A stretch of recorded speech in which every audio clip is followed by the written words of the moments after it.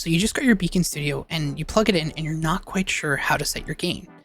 In this video, we're going to talk about how to set the gain for your microphone and how to determine whether or not your microphone needs phantom power. Let's jump in.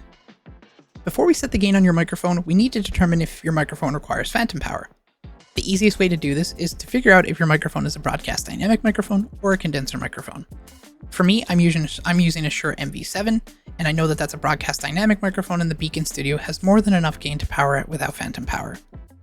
If you're using a microphone like an AT2020 or a Sennheiser MKE600, which is a shotgun condenser microphone, you're going to want to go into the app here and hit this little toggle switch for phantom power to make sure that it gives you the additional power needed to run those microphones.